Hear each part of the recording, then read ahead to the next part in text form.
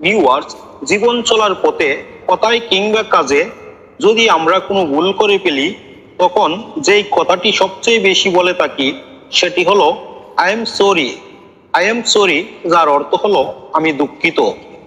Dear viewers, আজকে আমি তোমাদের শেখাতে যাচ্ছি আই এম সরি এই কথাটির পরিবর্তে তোমরা আর কি কি বলতে পারবে। আই এম সরি এই কথাটির পরিবর্তে তোমরা বলতে পারবে ফরগিভ মি। ফরগিভ মি, যার বাংলা অর্থ হলো আমাকে ক্ষমা করো বা আমাকে ক্ষমা করুন। কিংবা বলতে পারো পার্ডন মি, যার অর্থ আমাকে ক্ষমা করো বা আমাকে ক্ষমা করুন। বা বলতে পারো আই অ্যাপোলোজাইজ। আই অ্যাপোলোজাইজ, যার অর্থ হলো আমি ক্ষমা চাইছি। আই এম সরি এই কথাটির পরিবর্তে তোমরা আরো বলতে পারো মাই মিস্টেক, যার অর্থ আমার ভুল। বা বলতে পারো মাই ফল্ট, যার অর্থ আমার দোষ।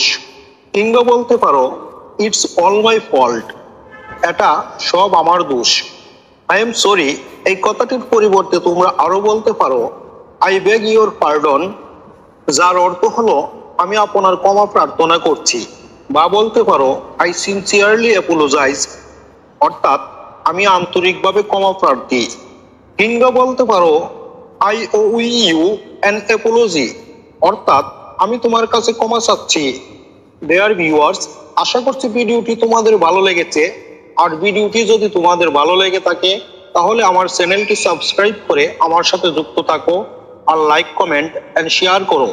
তোমাদের একটি লাইক এবং একটি সাবস্ক্রাইব আমাকে এ ধরনের শিক্ষণীয় ভিডিও বানাতে উৎসাহিত করে।